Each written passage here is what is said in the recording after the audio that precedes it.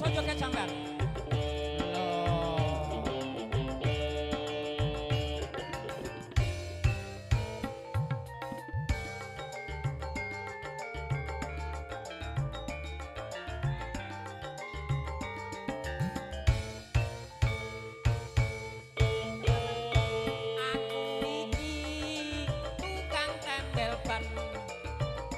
Kerjaku sandalan-dalan golek pangan duit sing halal penting cukup kanggo sandang lan pangan.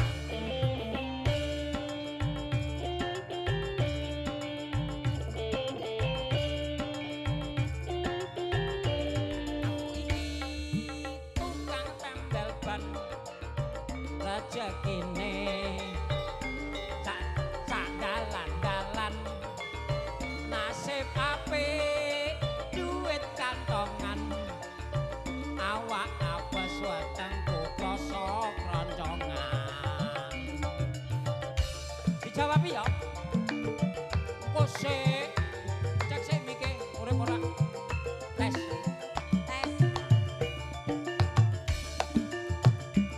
Bu dijawab ya Bu. Dor ya. Boleh jawab kamu. Dor. Maceter. Ono ban pecah. Lah iki rezekine teko. Maceter. Ban pecah meneh. Esok rezekine tambah lumpuh. Tambang lumpuh.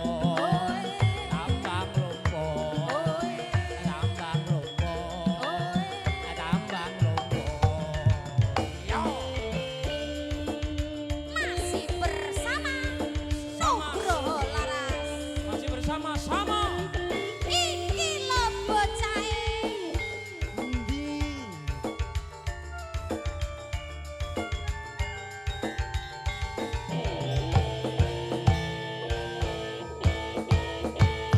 Aku iki tukang tembel ban agar joku sandalan-dalan golek pangan duit sing halal penting cukup kanggo sandang lan pangan. Malah kaya demit aja ngono wedian.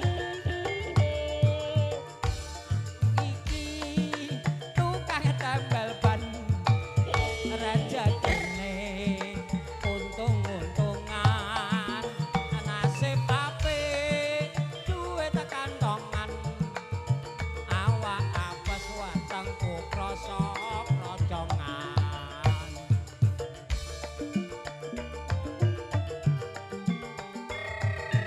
Jawabe sing tegas ngono lho. Ayo lho Mas. Sapa ora? Ya. Ibuke malah dor. Sing tegas Bu.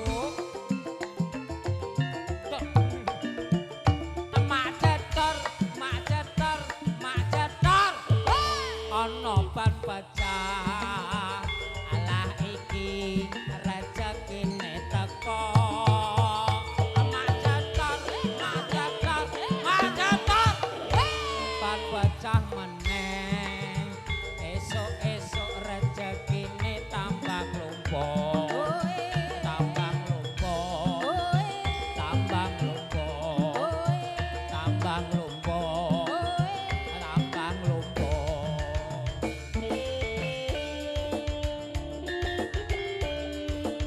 Wes ah. Neh.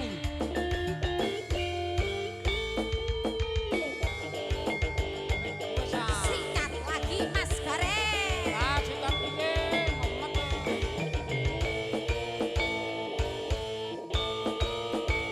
Aku iki tukang tembel ban. Kerjaku sandalan-dalan. Pangan duit sing halal. Penting cukup kanggo sandangan pangan.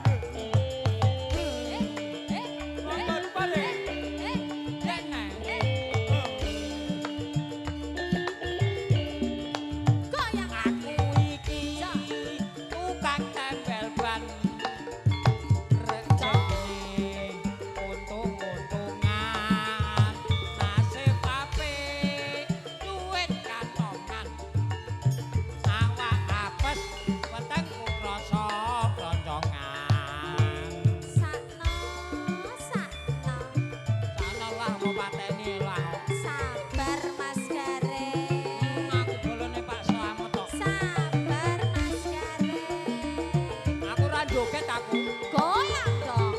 Mau aku mang joget. Goyang lagi. Madep tor, madep tor, madep tor. Yo. Ana ban pecah. Lah iki rezekine teko. Bales Bu. Madep tor, madep tor, madep tor. Ban pecah meneh. Esuk-esuk rezekine tambah lumpo. Tambang lumpo. Oe. Tambang lumpo. Oe. Tambang lumpo. Oe. Tambang lumpo. Oe. Tambang lumpo. Oe. Tambang lumpo. Oe. Tambang lumpo. Oe. Tambang lumpo. Asik, akhirnya selesai. Alhamdulillah.